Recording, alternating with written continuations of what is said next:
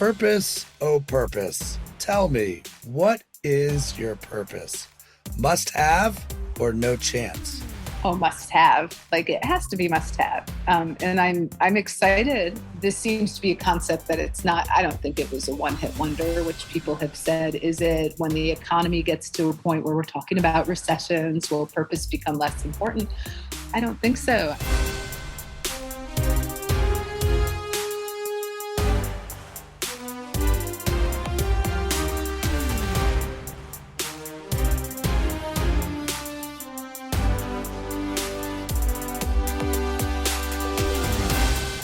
We are joined today by the co-founder and CEO of Purpose Worldwide, officially the coolest name, by the way, of any consultancy I've heard. It's super clear. It's super aspirational. And I'm excited to welcome Lana McGilvray here on the show. Hi, Lana. How are you?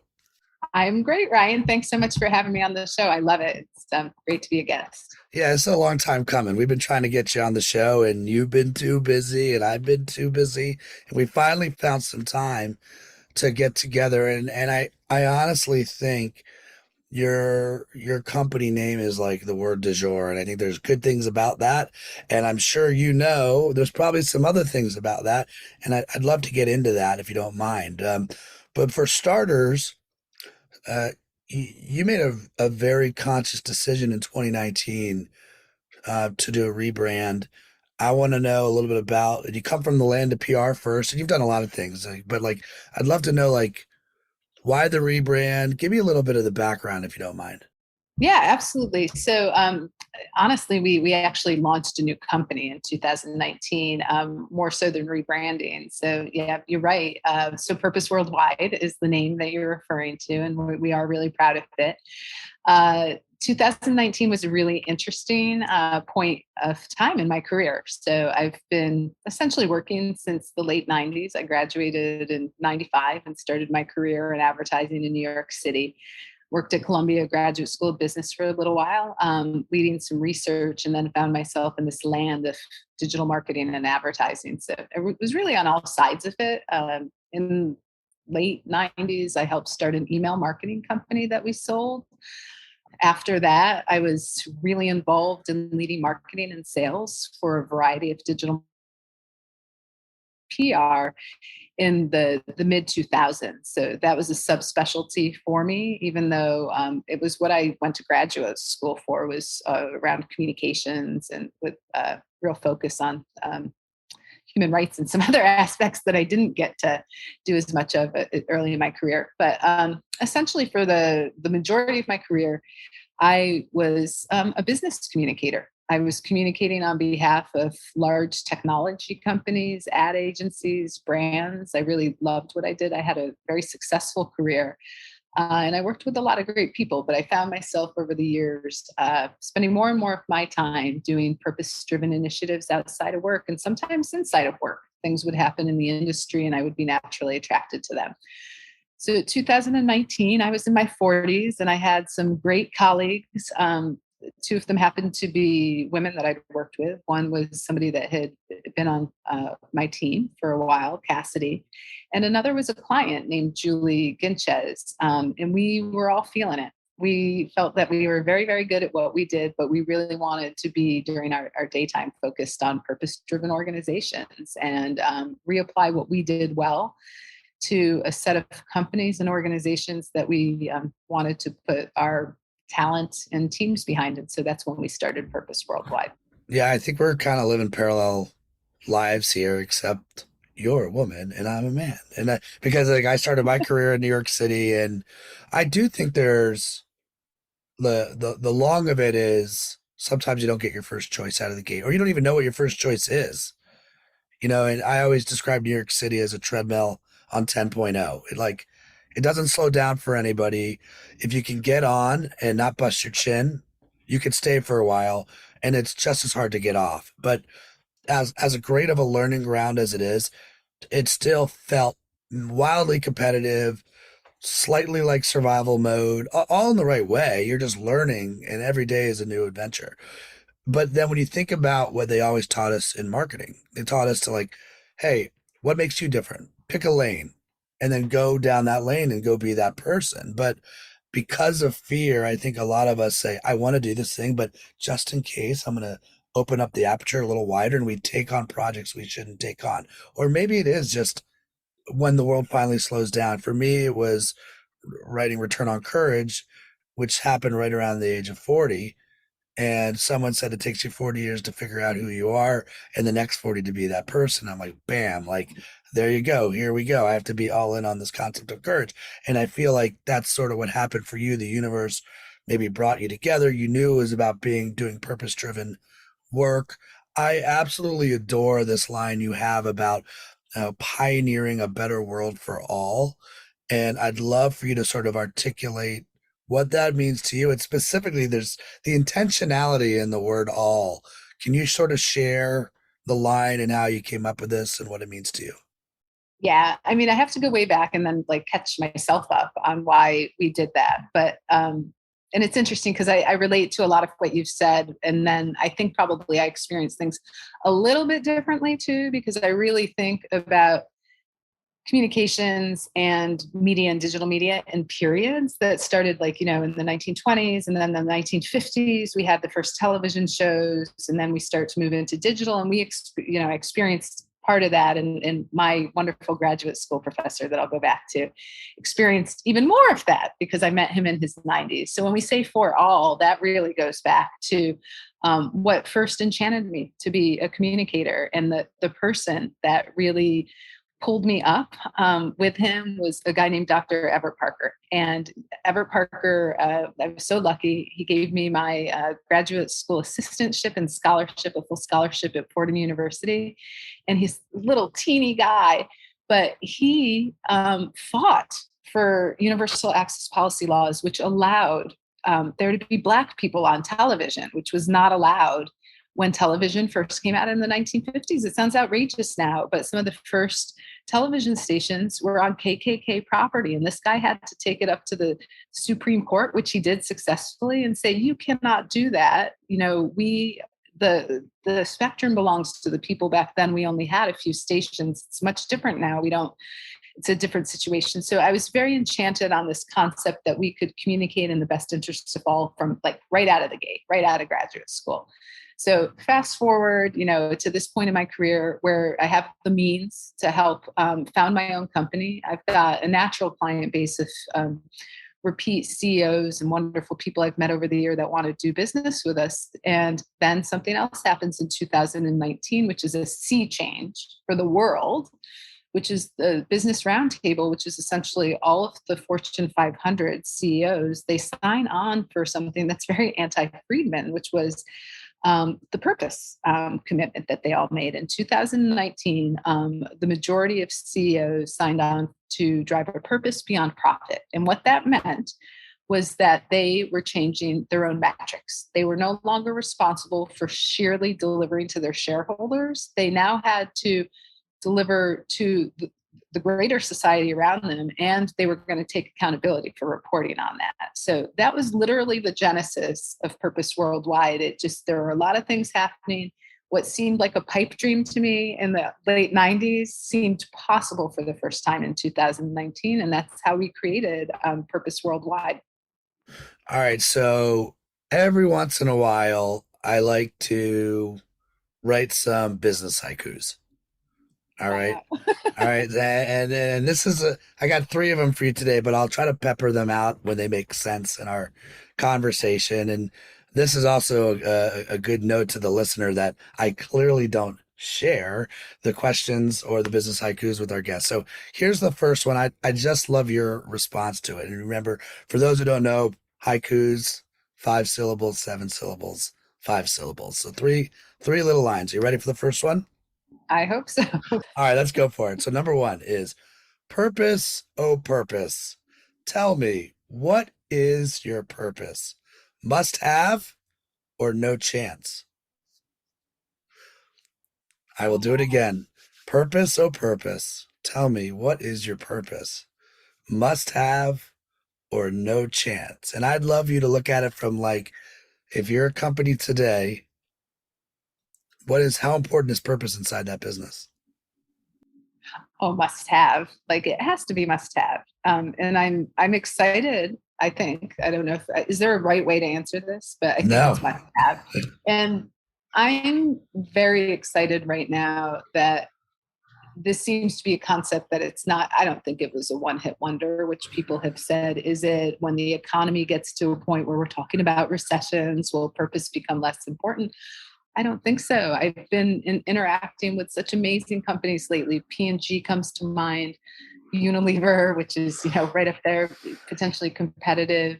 GM, I've been so just really thrilled with what I'm seeing in the marketplace lately. So, are people doing purpose, taking it seriously? Yes. Like P&G is incredible. Like if anybody on the phone has not listened to Mark Pritchard, except he's global brand officer for P&G, he accepted a big award. I think it was for WFA.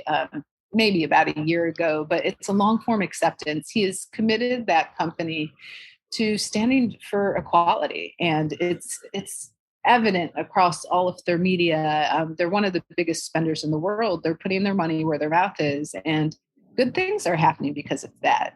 The trickle down with all the agencies that they work with and the folks that want that media dollar, those dollars, is just incredible. But now get to, like, we're talking about recessions. Are people going to continue to do this?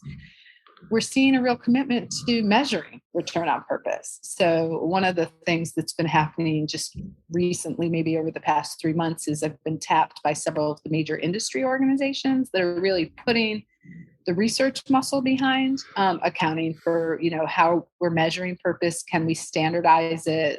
What ways can we do this? So I don't think that at least the organizations that I'm speaking to are stepping back. And some people have found amazing ways to measure this anyways. I've done recent interviews with Autodesk when Lisa Campbell was over there. I also did an interview recently with a wonderful woman named Shannon LaPierre, who's the Chief Purpose Officer for Stanley Black & Decker.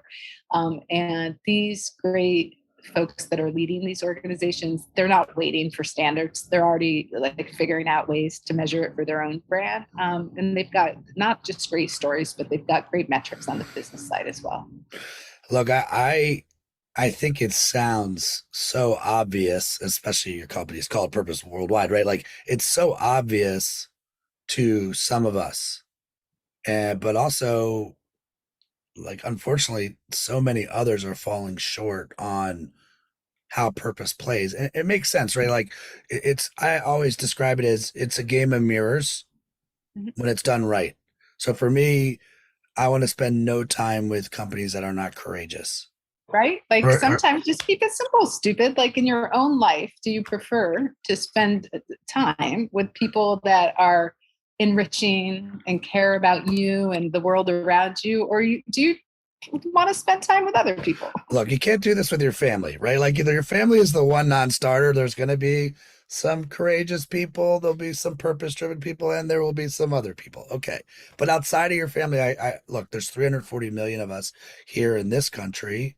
And like, I want to waste no time with people that are not aligned on the idea of what's of pushing, of stretching, of what's possible, of doing more.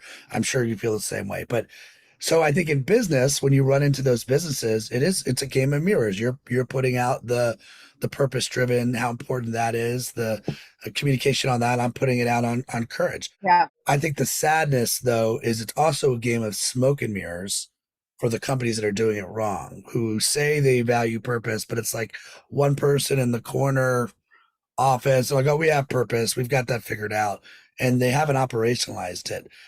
Are you seeing any of that happen as well? Yeah, but you know what? It's a losing proposition because there's too many folks holding people accountable both internally and externally. I mean, we've all seen what happens with Me Too situations at companies. Look what happened at Meta and Facebook with walkouts over certain things that have happened.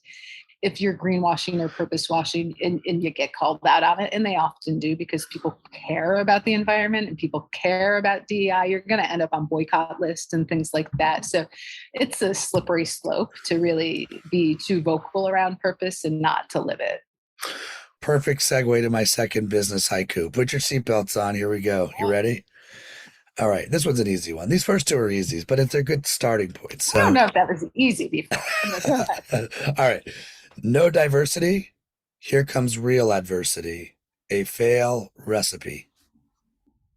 Oh, this one I feel so passionate about, very, very, very passionate about, because I think that there's had, first of all, I've been just so fortunate to work with so many people that are fighting like the devil. Like my old graduate professor said, he wanted to go down fighting like the devil for equality.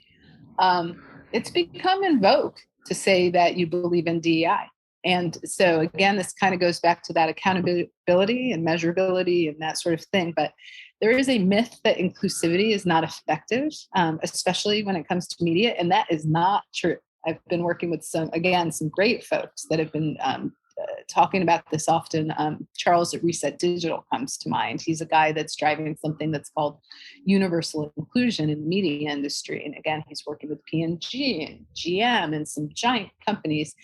We've known that inclusivity has been more effective in media since the late 1960s, when some original studies were done around this. We live in a multicultural world, and it's been like a terrible thing that it's just not reflected in the media that's been served to us. It does not reflect the society around it. So, DEI is an absolute requirement. We're also starting to see some amazing organizations that want to empower us all and educate us all. So Bridge is another one. There's a woman named Cheryl Deja recently who founded the first 501c6, I believe.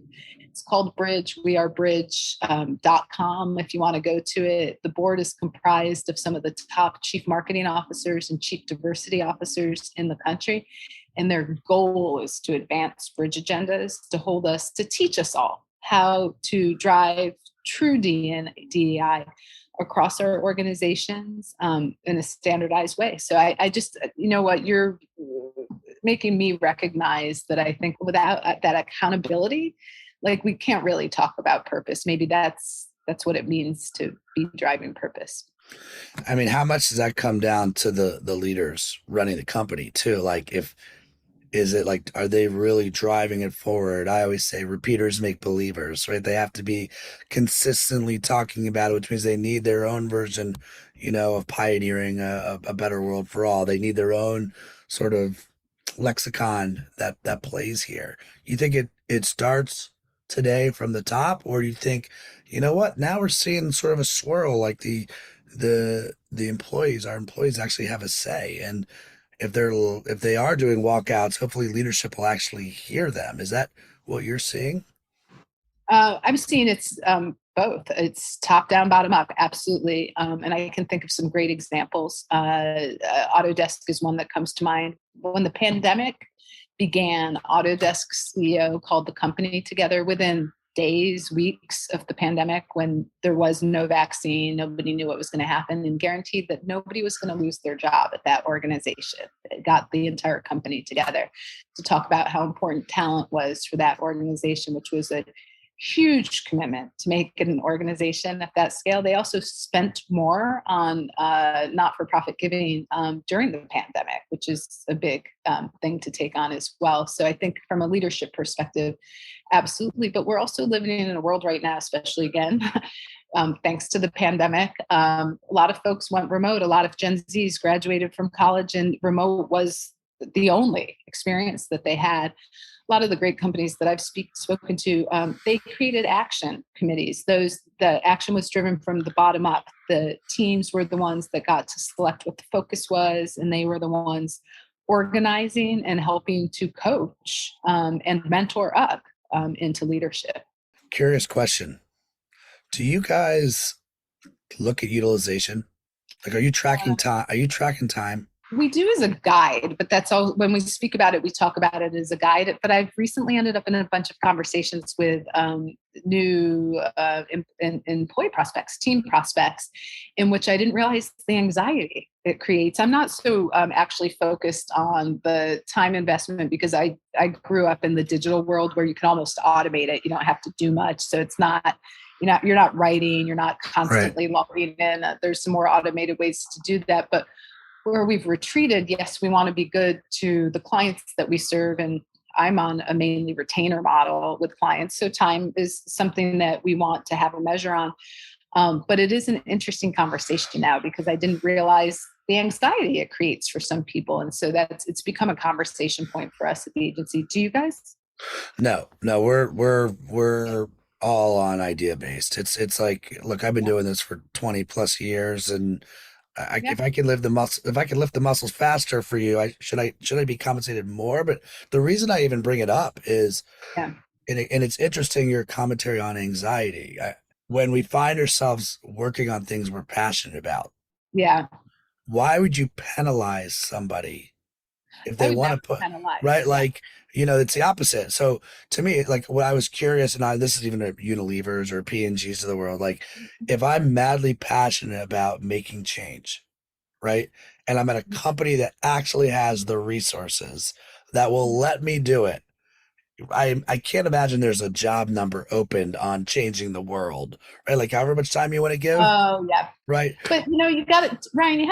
There's another way of looking at this. I was a gymnast. I'm an athlete. I'm one of those people that likes to know how many calories did I burn? What did my run do for me? Did I spend too much time doing this or too little time? Penalizing anybody on the team is not even close to top of mind. Mm. What's top of mind is the same thing I would want to know myself. And that's where I'm saying, like, there is some concept of time as a tool. Like, if I'm multitasking, which is another thing that when we talk to the team, that's people struggle with. I'm multitasking. I have a ton of things to do. I'm not sure what to prioritize. If you know where you're spending time, you can say, oh, I looked at the priority and I was over indexing on this thing that I have set is a priority 3 versus a priority 1. I need to adjust the way that I'm working. And so, the concept of throwing a timesheet out the window is fine with me, and it's not fun, but wanting to help employees be their best and deliver on what's most important for them and the clients, that's something I'm pretty passionate about. And that's is a leader myself, especially at the stage of my career. It's where I hope I can be helpful to help the people that work on the team and the clients not only do the work, but be happy and enjoy the work they're doing and feel really fulfilled and that they're growing when they're doing Well, I love everything about that. Like, again, if the intentionality is, hey, are you aware that lovingly you're spending 170% of your time on this thing that isn't moving the needle for you or frankly for our business? You should be aware of that, and where do we need to make these shifts and these or do pivots? you need help? Can I assist? Yeah, no doubt. Yeah, the way that we work right now, it's mission based, and so, and this is only external, not internal. So, like, Yeah. I always say, gone are the days where we're an agency of record. We want to be a mission of record. What's the mission, right? And so, let's get clarity on the mission. Agency of record, I don't think there's a clarity on the mission. Like, once we know what the problem is and we're clear there, we can custom build back our teams and how much time are we spending on specific projects. But I do like where you're going with a bigger team on helping them sort of see, how can I help you with spending time on this versus that. The whole point of even bringing it up was, I'm curious if companies themselves are tracking, when someone's passionate about purpose, how much time the company is spending on just purpose driven initiatives. And just is kind of a tricky word because it should be woven in to the actual product now, right?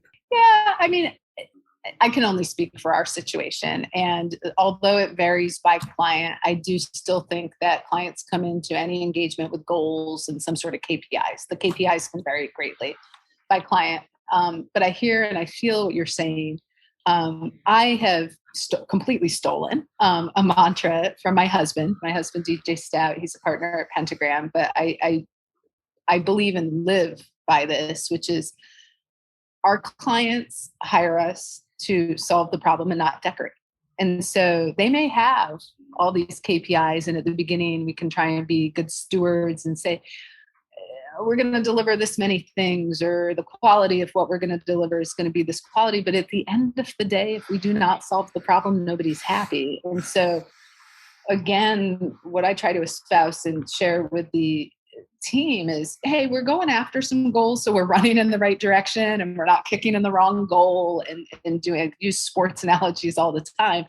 But again, the big picture, like what are we trying to solve? Is this Accountable is a great client example of ours. They're an amazing platform that's helping Patagonia and Levi's to activate amazing things that drive their purpose beyond profit. They helped Patagonia with time to vote. It didn't matter who you were going to vote for. They just wanted to get you out and vote. They were helping Levi's just activated across CEOs for gun safety. Just amazing things. If you know what your client is aiming to do, wants to be known for, how they're going to grow, there could be great KPIs everybody thinks they want, but you can come up with ideas 10 or 12 times better than that, and the client's never going to be upset. So, Lana, this is a show about courage, and there's a famous proverb that fear and courage are kin. You can't get to the courageous choice without first channeling it through fear. Whether you know it or not is another thing, but it's there. So, in life and business, like we've all had our spars with fear. And you've been on this journey now as an entrepreneur for over 2 decades, 23 years in the space. How do you do it? Like, what sort of, when you think back on the journey, like what fears come to mind that you're like, oh my gosh, like, was it a mistake until you make it mentality? Was it never that? It was always like, just solve the client's problem and I hope the money comes. Give me a little bit about what it's been like to be you.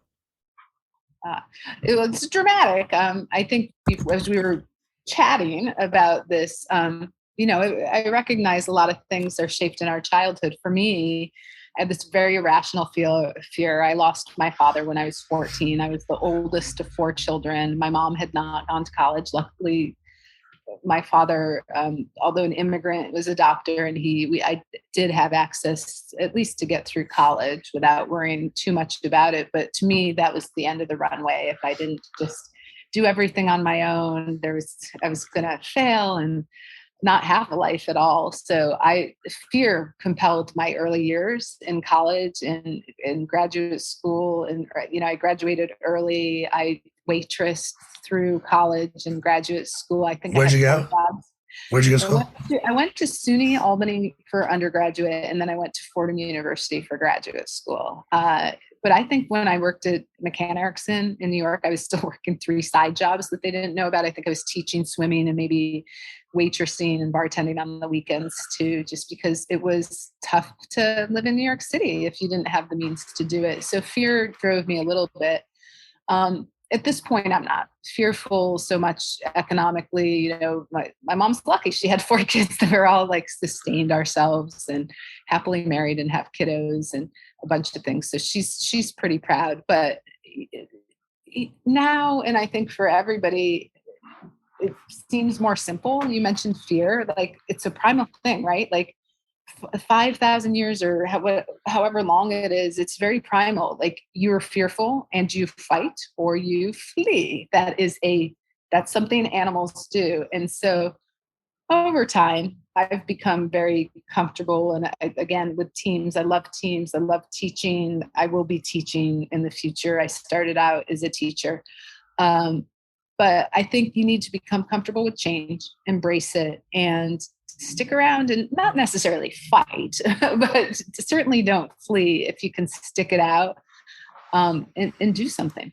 Well, first of all, I have a ton of empathy for you and like, thank you for sharing that story. And I don't know, I feel like when I hear your story, it makes me think slightly differently about freeze, flight, or fight. And, the experts say it's 95% of us flee, right? Or freeze, and 5% of us fight. But maybe that's when we actually think we have a choice. And maybe when you were back there, you didn't feel like you had a choice. You had to figure it out. And when you don't have a choice, there are definitely many times. So, gosh, when I was 29 is when I started Fish Tank, my first creative agency. We were 4 people out of a house. And fear was my best friend, like fear and stubbornness. Like the amount of little voices I heard of people in New York saying, I knew Ryan Berman would fail is what just drove Big me. motivator, isn't it? It motivated me. And I was like, I will not fail. I will work 6 days a week, 6.5 days a week.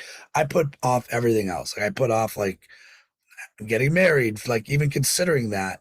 until I had figured this thing out and I wasn't going to fail. And fear helped me. And so when I hear your story, especially as the first in your family of the siblings, sort of leading the charge and leading the way, yeah, I hope when you look back at it all, it does make you smile because you're an example for all of us, and you're still doing it, and so that's so cool to hear.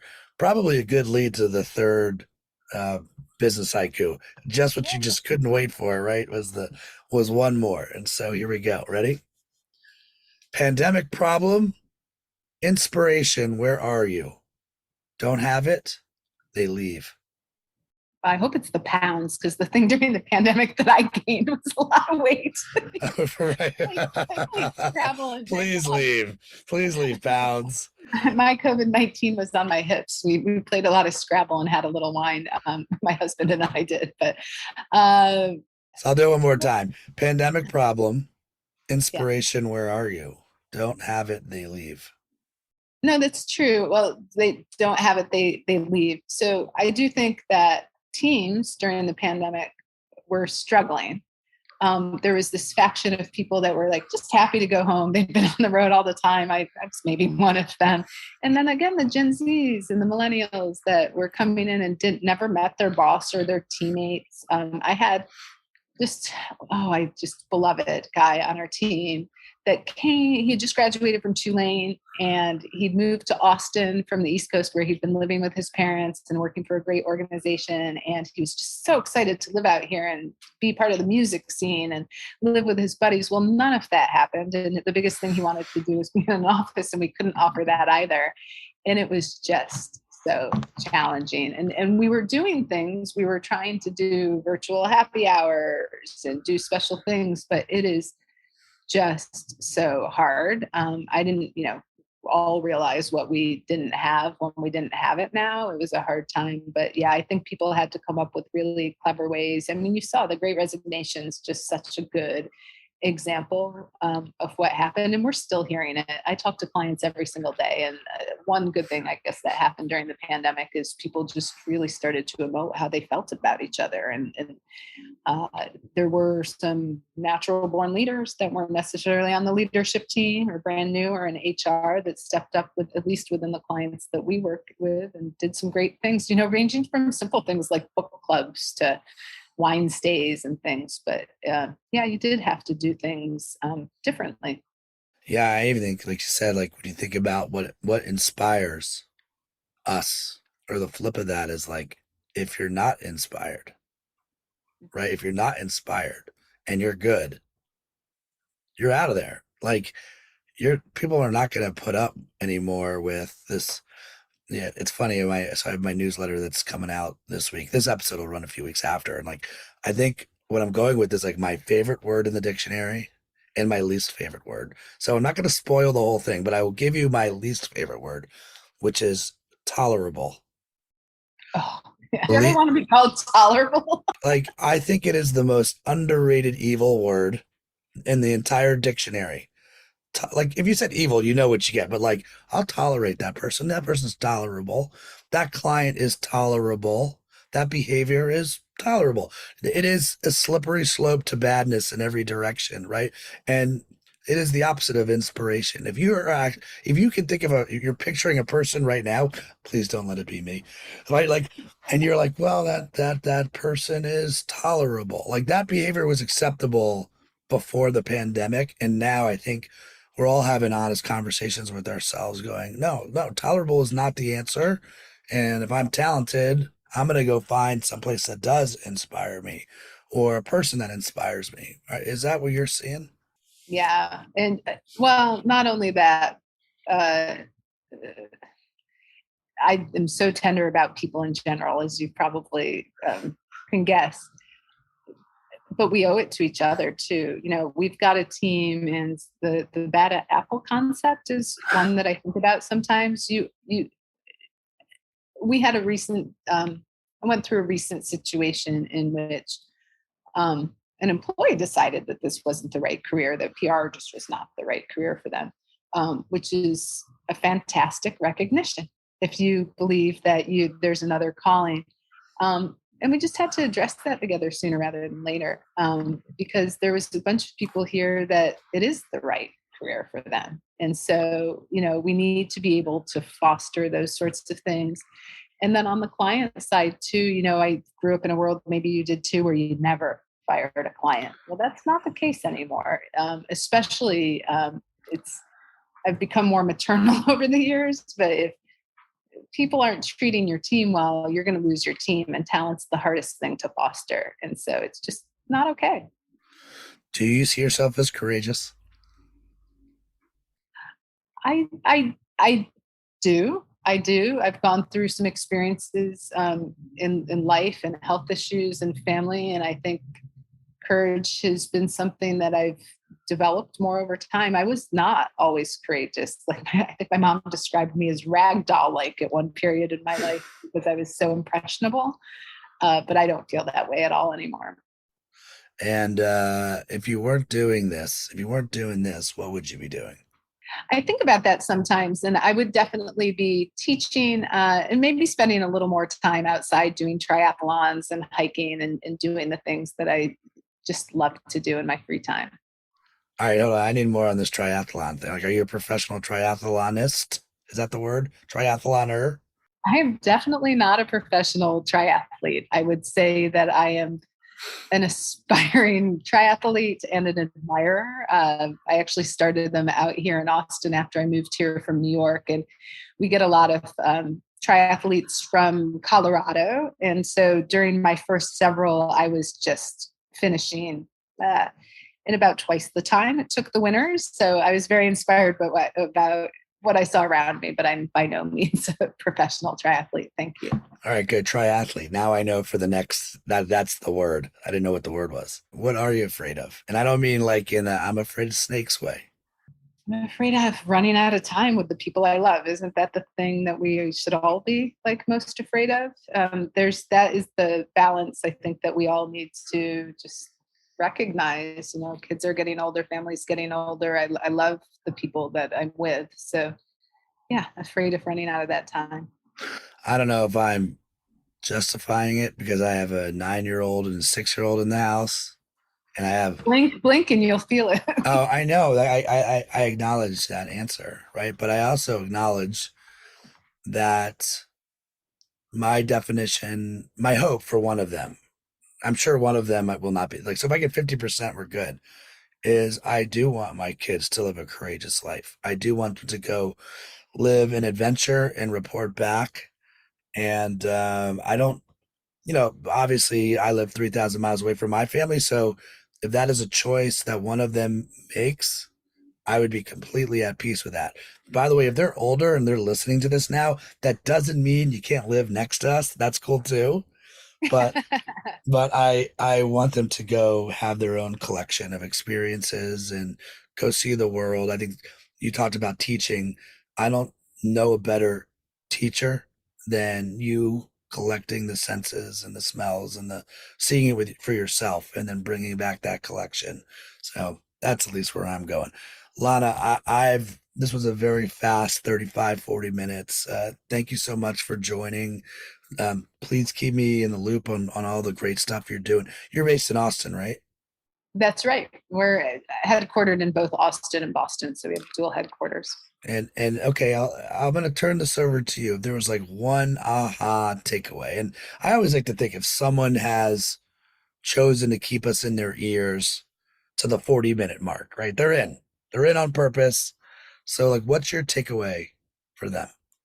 I think it goes back to, if you're really courageous, do what you care about. We don't have much time on this planet together. So courage isn't necessarily a daunting thing. It should be something that allows you to spend your time doing the things that you care about and having the biggest impact. And thank you for giving us a little bit of your time. I appreciate you. Thanks, Lana.